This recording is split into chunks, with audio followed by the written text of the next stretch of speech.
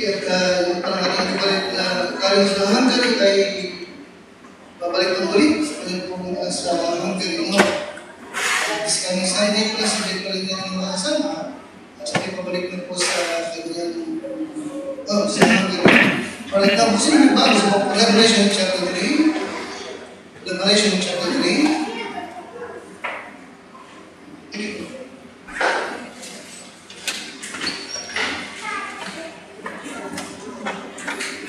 Kaya may bisita na sa Ampis. Lahat, ha? Hindi na bisita. Bisita na po kayo. At may komisyon ako doon.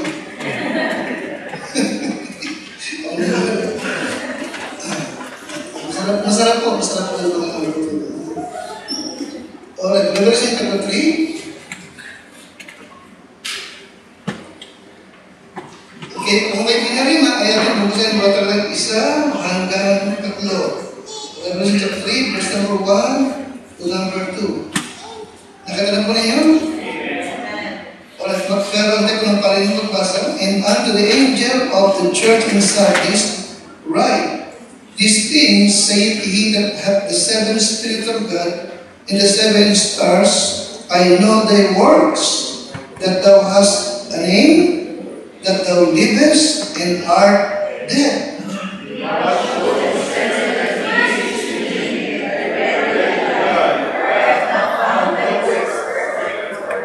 Tayo po lahat. Remember therefore how thou hast received and heard, and hold fast and repent. If therefore thou hast not watched, I will come on thee as a thief, and thou shalt not know what hour I will come upon thee. Now, ito po'y in-address ng Panginoon sa church ng Sardis. At sabi niyo po, na kanya po silang pinagsabihan. Bagamat sila po'y kanyang pinuri. Kanyang pinuri sila. No? Pero sa kanila lahat ay pinagsabihan po na sila na sila po'y mag-ingat at magpakalakas. At magpakalakas at palakasin yung nalalabing na malapit na mamatay. Nakarinig po? Nakarinig po? Sa talagang galawan, be watchful and strengthen the things which what? Remain. Nakarinig po? That remain. That are ready to die. Nakarinig po? Nakarinig po? Okay. At sabi ng Panginoon, for I have not found thy works perfect before God. Now, ano kaya itong dapat din palakasin na nalalabi pero malapit ng mamatay? Ano kaya ito? Now, hindi ko alam at hindi naman sinabi.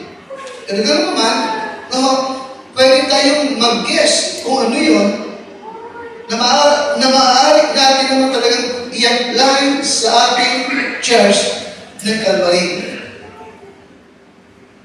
Ibalami, sa bakit isang bagay na trabaho ng pastor ay mag-survey, mag-matcha, mag-evaluate ng church.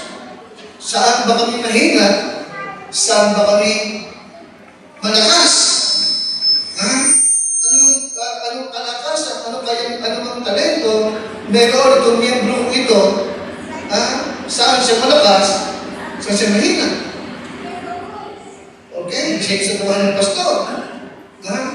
Now, itong church ng Sardis, yun mo rin, isang bagay, ang mapapasin natin, okay, they begin focus on one thing, dahil dito, doon na sila nakapokus, nakabayaan itong isang area ng ministry ng church.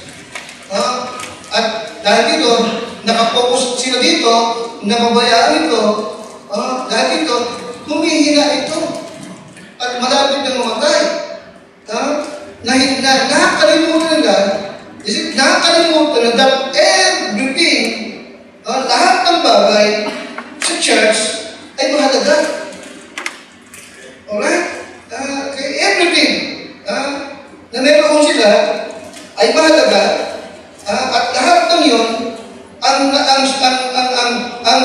ang dahilan kung bakit sila naging successful at prosperous. Ipalamig siya? Ipalamig? Naging siya? Hindi pwede kasi sa church na dito ka lang malakas, dito ka lang magaling, at papabayaan mo lahat. Ipalamig? Hindi pwede na ang church ay magaling lang sa Sunday school, pero mahina lang sa preaching. Ipalamig? Hindi pwede sa church na puro giving ng preaching. Walang sumili. Nakikita sana. Hindi pwede sa church na laging ang ina-emphasize, Bible, Bible, Bible. Ba't importante yan? Importante yan. Okay? Pero walang prayer. And we said, hindi pwede sa church na ang lagi mo lang binibigyan din ay ang church, ay ang Sunday morning attendance at binabaliwala na lamang mo na lamang kung kauwi na tayo sa Sunday night. Ay, hindi. Kasi ano sabihin? Anong kailangan? Balance. Balance. Alright? One of the important key ng ministry is balance. Balance. Inakita the need for balance. Ito kayo po kayo na lahat. Tayo din ng prayer. Malaking pag-pray natin mag-usap.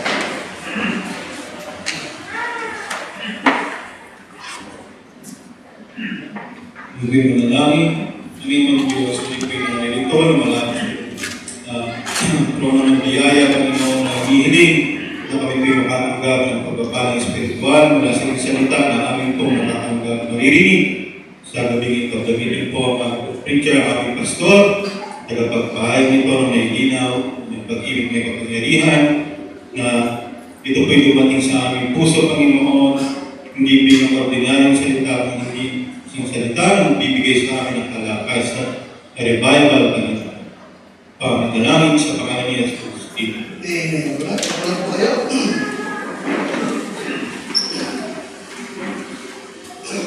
Now, lahat ng binanggit ko, prayer, Sunday school, morning service, Sunday night, prayer meeting, giving, Bible prayer, lahat na ito ay siyang dahilan kung bakit umabot tayo ng 31 years. Ano years na? Umabot ng 31 years. At yun ang dahilan kung bakit lahat kayo narito. Kung yung mga nabanggit ko ay pababayaan natin ang isa at mag-focus lamang tayo dun sa isa lang. Okay, kung posible tayo nangyari, babalik tayo muli sa ating pinagalingan. Nakikinig po kayo sa akin? Amen? Kaya, alam mo sabihin, ano ang ating kailangan? Kalakas? Balance. Balance. One of the important keys of the ministry is balance. Now, sa loob ng maraming taon, nag-observe ako siyempre sa ibang mga churches. At karamihan ng mga ginagawa natin ay kinopya ko rin naman sa iba. Hindi ako nangopya sa mga nagsisimula pa lang. Nangopya ako sa mga matatanda na. Okay, doon ako nangopya. At nakita rin ako ibang mga churches na kasusunod sa mga nauuso, kakakopya rin sa iba, kakakopya sa iba, nangyari naman, nanghina ang kanyang simbahan at ang hindi at iba ay talagang namatay. Okay, bakit? Ano nakalimutan? Balance. Right? Binanggit ko sa inyo minsan, dumating ang panahon sa mga Baptist churches na nauso yung mga Christian school. Kaya minsan, yung mga churches na bata pa lang, 5 taon pa lang, nagtatayan ng Christian school. Alright? Ako si AC, anak na, di ba? Nauso yung ACE, Accelerated Christian Education. Nauso yun. Kaya nakakita nga ako talaga, totoo talaga ito, ng isang church sa Tahiti. May ACE. Okay? Bago lang tinatayo yung building, hanggang na wala pang bintana. Nakita ko yung ang estudyante, tatlo. Naka-uniform na yung ACE. Okay, hindi rin talaga yung pastor mo po. Walis na siya. Alam din ka? Okay, na-focus ang vision sa Christian school na pabayaan ang soul winning and evangelism. Hindi na siya lumapo. Alam din na, ang problema? Balance. Now, ginaya natin. Pwede rin magyari naman na talagang lahat tayo talagang in love na in love. Talagang soul winning, soul winning, soul winning. Soul winning. Pero wala namang baptism.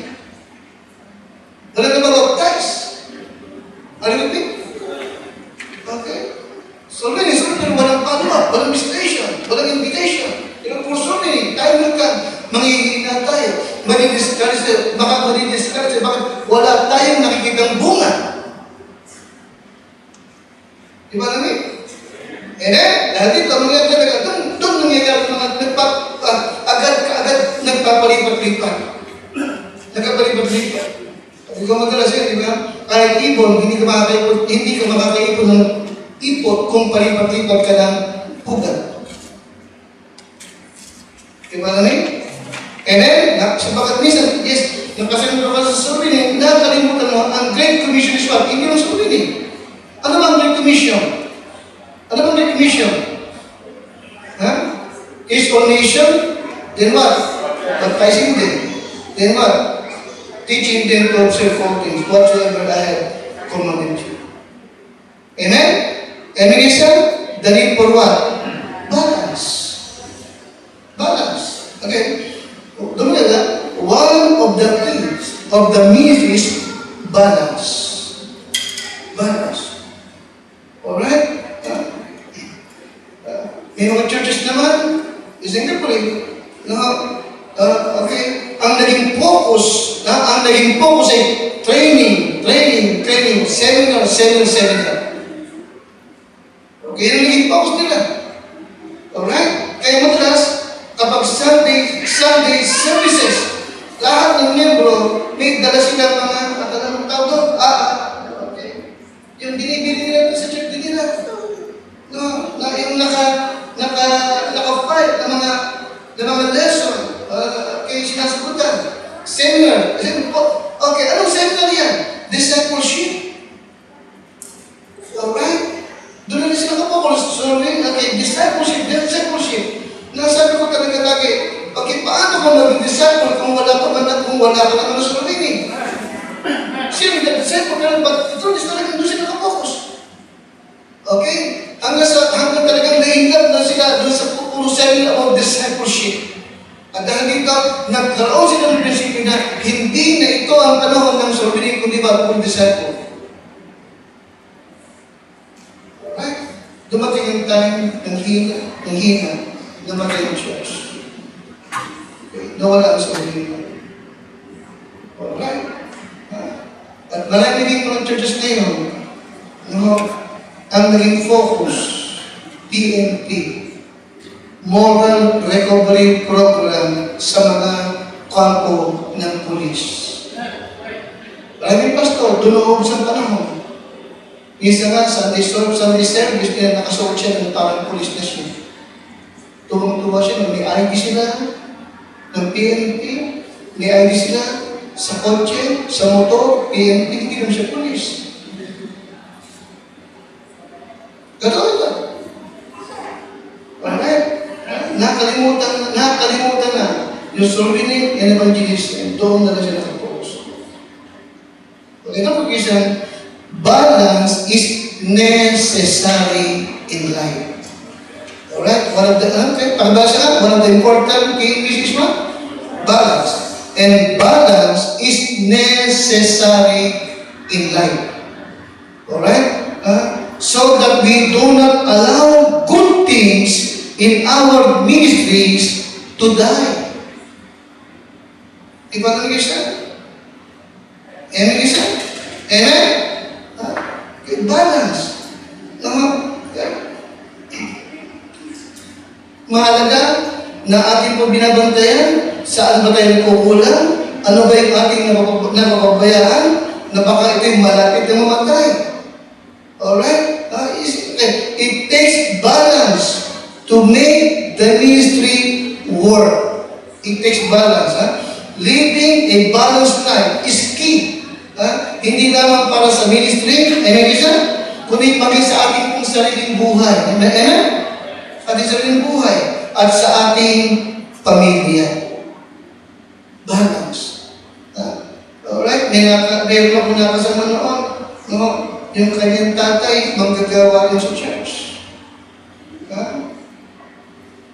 At talagang nakapokus sa simbahan nila.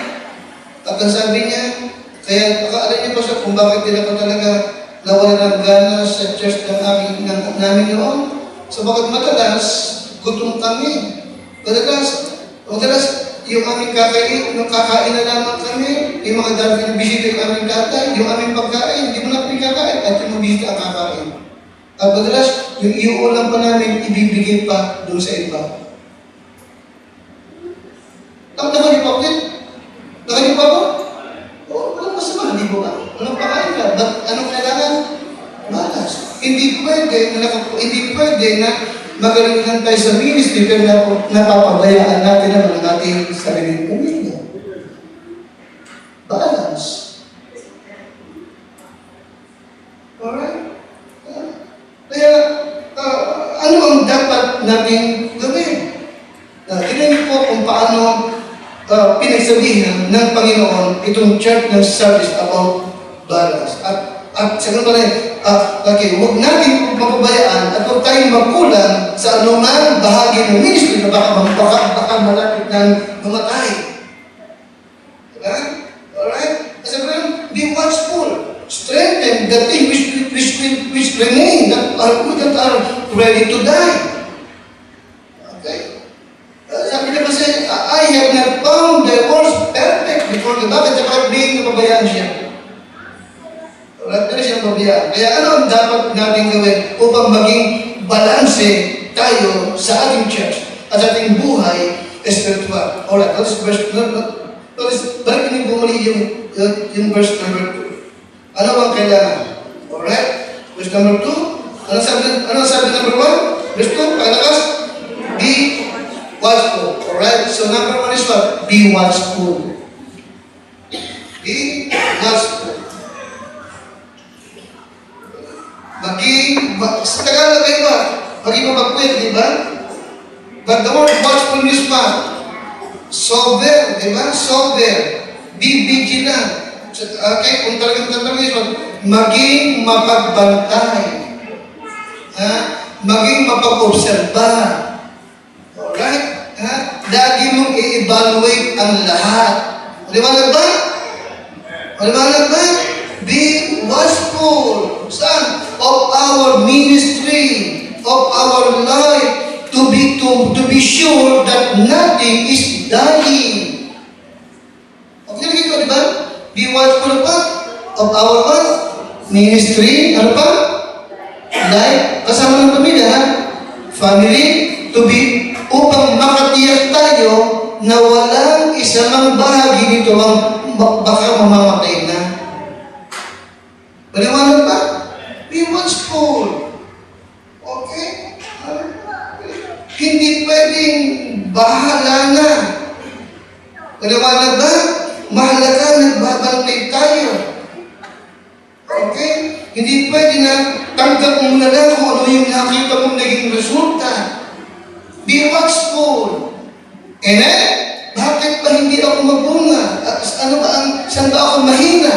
Baka mababasa ka ng balot ay hindi ka naman nagpe-pray. Maliwanag ba? Maliwanag ba? Baka ang prayer ko, lagi ka nagmamadali. Maliwanag ba? Be watchful. Okay? Nagpe-pray ka, nagbabasa ka ng Bible. Okay, pero bakit ganun pa rin? Baka naman nahina ka sa giving, hindi ka faithful sa giving.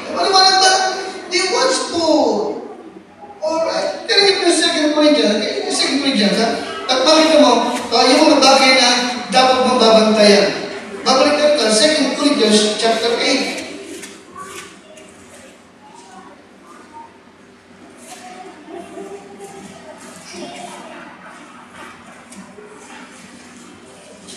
Maging mapagpunta. Okay, say chapter 8. Alright. Verse number 7. Number 7. Therefore, ganyan? O diyan, 2 Corinthians 8, 7. Therefore, asyawa, tama? Therefore, kung paano kayo sumasagana in everything, in faith, utterance, and knowledge, and in all diligence, and in your love to us, see that ye are what? Tama? Asagana. Okay. Lumalago nga kayo. Okay. Sumasagana ang inyong pananampalataya. Magaling na ka rin kayong mananalita. Marami na rin kayong alam. Ha? Okay? Masipag nga kayo. Diyan yung pag-ibig sa amin. Siguraduhin niyo naman, sumasagana din kayo sa biyaya na ito. Ano yung biyaya na kasama? Pag-ibig. Ano ba nagpa? Lahat ng area ng ministry, importante. Hindi pwedeng malakas ka lang dito, pero napabayaan mo naman itong isa, hindi po pwede yun. Amen? Amen? Anong kailangan pakalabas? Anong kailangan sa ating buhay? Spiritual? Balanse. Amen? Hindi pwedeng malago, magaling ka lang magturo. Magaling ka manalita. Hindi ka naman malago pagdating sa pananampalataya. Hindi pwede na, nagkakaloob ka, pero kulang ka naman sa kalaman sa Bible. Okay? Kaya ano kailangan? Ano kailangan palabas? Be watchful. We must be vigilant about looking kung saan tayo mahina at baka dito malapit kang mamatay. Saan ba tayo nagkukulang? Be watchful. And secondly, strengthen. Nakita mo yan? Be watchful, then, and strengthen. Alright? Talaga niyo po, ba't niyo po yung sabi ng ating kalanda? Revelation chapter 3.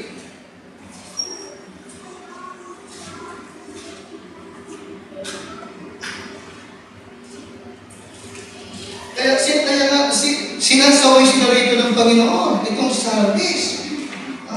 Alright? Sabi niya, I have not found thy works perfect. Hindi kayo ayos. Okay? Merong bahagi kayo na malapit na mamatay. Mahina kayo. Okay? So be watchful. Kaya nga kung tayo na yung Creator ng Calvary, no? Alright? Yes, malapit yung ating anniversary. Maging mapagbantay tayo. Amen? Amen? Okay, maging mapagbantay tayo. Alright, sa ating pamilya, sa ating sarili, at higit sa ating church. Alright? Huwag sana tayong magkulang. Huwag sana tayong manghina sa ilang area ng ating ministry. Okay, be vigilant, maging mapagbantay. Okay, secondly, sabi naman sa verse number 2, be watchful, then what? Strengthen. Strengthen. Ano ang dapat pala kasi? Ano dapat pala kasi? The things which remain. Bakit? Ready to die. Alright? So secondly, strengthen. Magpuyat, patibayin ang mga bagay na natitira, na malapit ng mamatay, sapagkat wala akong nasumang iyong gawang sakdal sa harapan ng Panginoon. Bakit? Pero sila pupukulan.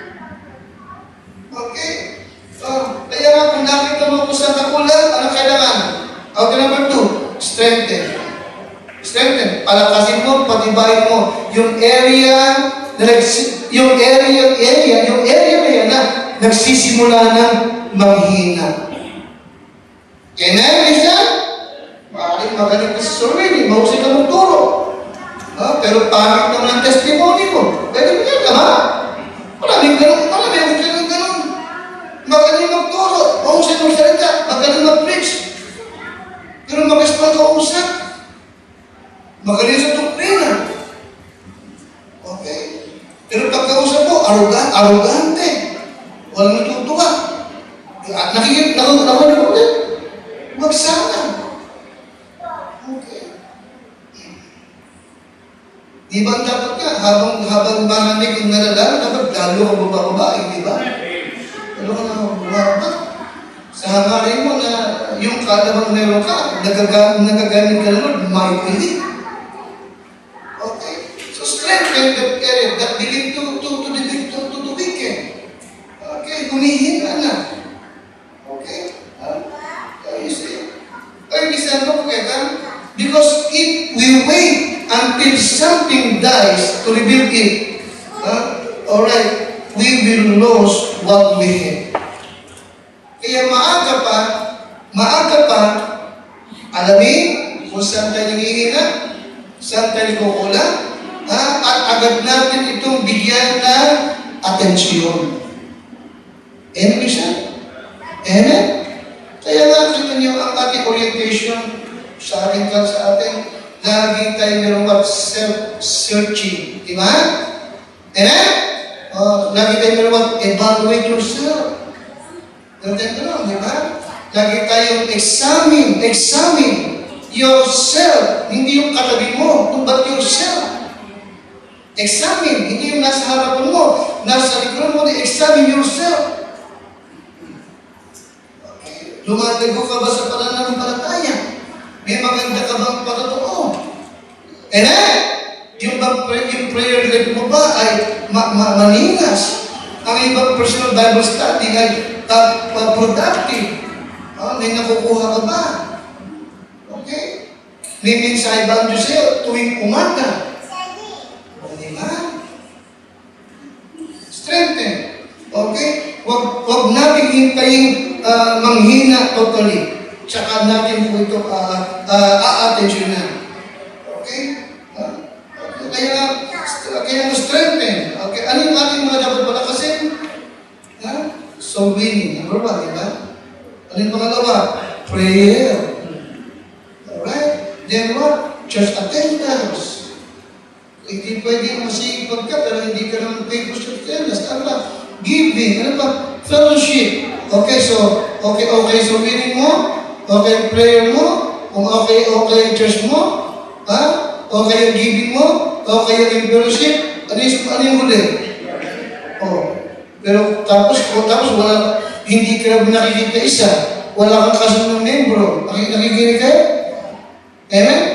Ay, alam nyo, isang bagay na lagi kong inaalala ay yung at lagi nating pagsikat ng bantayan ay huwag tayong magkaroon dito sa Calvary ng mga churches sa loob ng church. Ano yung ibig sabihin? Churches sa loob ng church. Churches sa loob ng isang church. Ano yun? Ano yun? Taong gamang, taong tanga, tsaka Alpha Pi Omega. Di ba? Kasi isang pamilya ng tayo dapat. Amen? Amen? Of course, talagang normal. Siyempre, talagang meron tayong high schooler department, meron tayong young couple ng adults, meron tayong mga working profession, pero talaga tayo ganun eh. Okay? Pero ang iniiwasan natin talaga, yung clip lang sila lang. May mga pagkikip mo sila sa likod, sa sakingan, doon sila lang doon. At may mga tato-tato po sila doon. May mga karito. Yan ang ating iwasan. Amen? Amen? Kaya palakasin niyo yung brother nila. Okay? Lahat ng miyembro ng Calvary, mahal natin. Mahalaga sa atin. Nag-amen ka siya? Amen? Kita mo ayaw nila. Ganyan mo sa bahay.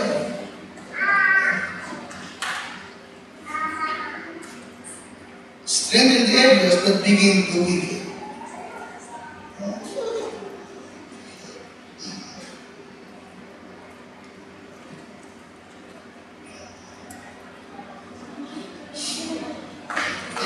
Okay.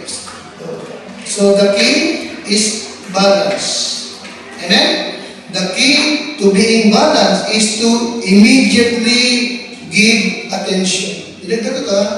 Okay. The key para maging balanced is to immediately attention. Okay? Kaagad attention na. Alright? Yung mga bagay na nagsisimula na manghina o mamatay. Right?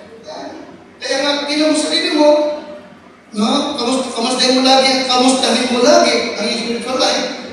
Ha? Ang ibang prayer life ay maningas, bilangin ko kanina, ha? Ang ibang personal Bible study and devotion na nababantayan mo, mayroon ka bang quiet time with God? Importante yun, ha? Amen? Quiet time with God. Alright? Maganda ba ang relasyon mo sa bawat kapatiran? Importante yan.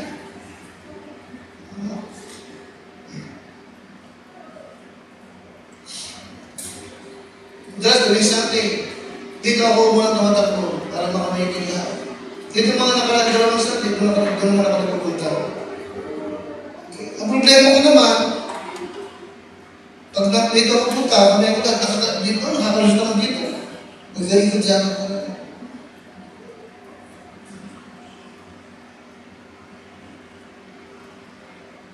Sinisigit ko muna kung lapitan yung mga tahimik. Yung mga gabi, nawawala. Pero hinahanap ko na sana kung yung kalooban din sana ng lahat. Amen po ba? Be watchful. Ano yung pangalawa? Strengthen. Okay. Strengthen. Yung lugar na kung saan ay nakita mong mahina. Alright? Pangatlo, don't make sharp changes. Upang maging balanse ang ating church, upang maging balanse ang ating personal, ang ating Christian life, upang maging balanse ang ating ministry na walang nangihina at walang mamamatay. Pangatlong bagay na mahalagang atin laging patunayswa. Pangatlong bagay, don't make what? Okay. Dagli ang pagbabago. Alright? Now, kasi diba, ang ating pinag-uusapan, balance, di ba? Okay. Now, sa mga nagmumotor, tsaka sa mga nagdadrive ng sasakyan, kapag bigla kang babago ng linya, delikado, di ba? Delikado, bigla kang lilipat ng linya, delikado, babanggain ka na nasa likod mo. Okay lang. Kung madulas ako dyan, pwede kang biglang kumalik ka. Alam dapat, kung babago ka ng linya, dapat dahan-dahan. Don't make sharp changes. Okay. Kung kailangan meron baguhin, alright. Yes, simulan mo, pero unti-unti. Amen? Amen? Ang mahalaga, patungo ka sa direction na is ng Diyos para sa iyo. Alright. Kaya pinagtatapos kayo minsan, no?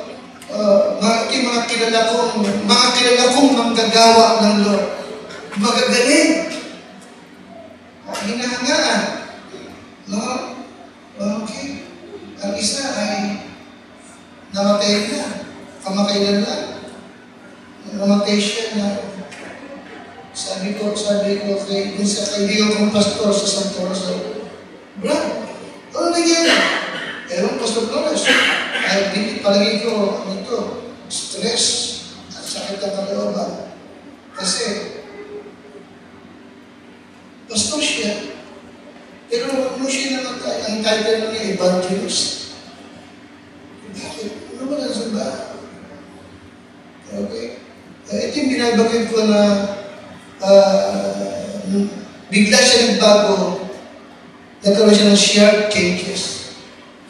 Kasi sa loob ng mahabang panahon, sa loob ng mahabang taon, stricto siya sa giving. Alam natin, giving, sowing, at stricto siya Baptist. Sa Baptist distinctive. Pero bigla ka may mga naka-fellowship sa ibang grupo, bigla siya nagbago. Bigla. Bigla niyang sinabing walang tithing. Walang tithing sa panahon ito. Bigla niya sinabing hindi lang baptist. Okay. Bigla siya nagbago. Dahil dito, marami siyang mga faithful members na nabigla, hindi matanggap yung kanyang pagbabago. Ang nangyari, bigla siya nagsalita na yung kung ayaw nyo kumaliwala sa akin, yung ayaw nyo wala sa akin, umalis! Akala niya, susundan pa siya. Maraming umalis. Maraming umalis. Okay, nalungkot ang marami. Nalungkot din ako. Kasi yung kanyang pagbabago, talagang siya. Gusto. Yung isa naman, pareho din natin. Okay, strong winner. Maraming mga Bible study. Okay? Pero bigla na lamang, nagkaroon ng sharp changes. Bigla na lamang, nagsimula siyang magpuro ng election and predestination. Alright? Bigla na lamang, sinasabi niya na itong araw na ito ay matagal ko nang nakikita. Hindi ko lang masabi sa inyo. Ang ibig sabihin ay, akala namin kapareho na yun pala, sa deep inside, ay iba na yung stand mo. Hyper-Calvinist ka na pala. Okay? Kaya pala wala ng invitation. So dahil dito, maraming ka-fellowship siya at ibang mo na nagbago.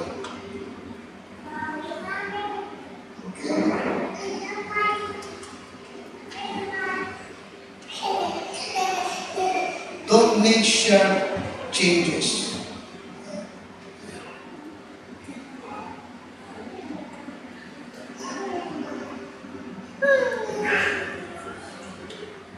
So number one, upang maging balanse, number one is what? Iwatch po din pangalawa? Strengthen. Strengthen. Okay. Alright. Okay. Okay, huwag daglian ang pagbabago. Amen? Huwag mo pag-iwan yung walang mahina, walang buong sumili. Ayaw ko yung sumili. Okay?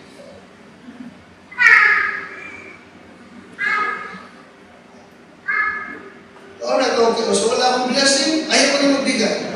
Don't make what sharp changes. Amen? Amen, Krista? Sabi ng Lord, sa church service, sa verse number 3, remember therefore Remember therefore how thou hast received and heard.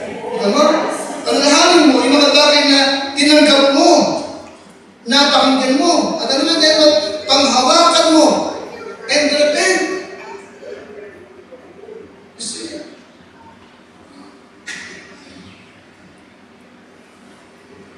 Don't make sharp changes. Yes, it is always better to make small correction sa mga bagay at area na kung saan naghihina ka. Okay? Sa ganun pala siya, manatili kang malakas. And isa? And lastly, don't allow yourself. Okay, hindi para sa atin lahat. Okay, sa atin lahat. Don't allow yourself to get dependent with one thing. Huwag lang tayong mag-focus sa isang bagay. Amen? Salamat sa soul winning. Okay, pero kung walang discipleship, kung wala naman tayong baptism, kung wala naman tayong pagpapalo okay, maghihina tayo. Amen, isa? Are you listening? So don't allow yourself to get dependent in one thing. Mga Bible study, mahalaga yan. Pero sabi ko lagi, di ba, pero hindi kayo puro Bible study lang. Okay? kumakalat tayo, amen? Sabi ko sa preacher ko, kapatid, kapatid, listen, Brad. Okay. Tayo ay nagpunta sa lugar na yon, hindi para mag-maintain ng miyembro. Ang ating arinig, okay, ikaw ay aking ilagay doon, hindi para mag-alaga, kundi para lumago ang tao doon. Arinig din. Alala ko yung isang dati nakakasama ko, sa pasig ako, napunta sa isang church, no? Na yung pastor ay taga Pampanga rin, sa Pasig yung church, ang pastor taga Pampanga rin. Yung pastor tuwing linggo nakikita. Kaya yung pastor marating doon taga-preach lang. Okay? Ang focus na is preaching. Hindi tayo gano'n. And because ang ating goal lagi is what? Na sana lahat ng area ng Calvary lumalago. Amen? Nagbubunga. Okay? Alright. Hindi tayo nakadepende lamang sa isang bagay. Okay? Thank you, Kisha. Don't forget. Sabi ko kanina, all things God's commands to us to do are essential. Lahat ng mga bagay na iniutos ng Diyos sa atin para gawin ay what? Essential, mahalaga. Okay? Kaya ang sabi ng unang Korinto, 8:11, kung paano nag-aabot tayo sa knowledge, sa utterance, o sa pag-ibig, dapat lumalago din tayo sa biyaya ng pagkakaloob. Amen? Lahat ng yan na lumalago. Hindi ka nakasentro sa isang bagay lamang. Alright? Mahalaga yung balance. Alright? The key to balance also is what? Adding and not quitting. Basta ako, ha? Okay? One of the key to balance is adding, not quitting. Narinig ba yun?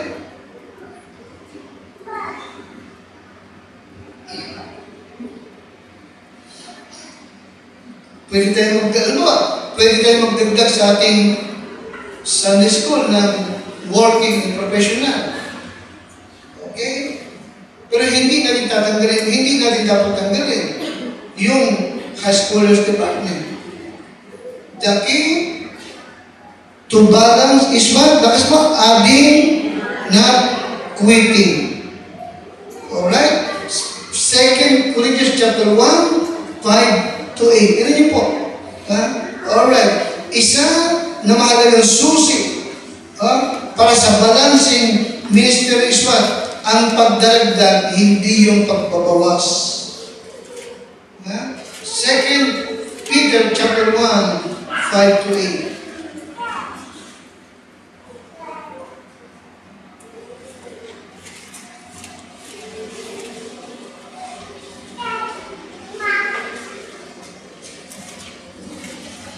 Verse number 5.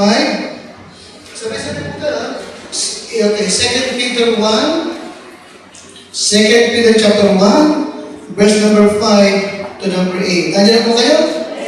Okay, ready? Basa. And beside this, giving all diligence, add. Kita yan? Dito ka nyo nga isa ka add. Ano sabi ko rin na, isa sa susi ng balance is adding and not quitting. Walang tatanggalin, pero meron tayong idadagdag. Sa Bible, no? Okay, add to your faith. Ano yun? Lakas. Virtue. At sa virtue, anong dapat i-add? Knowledge.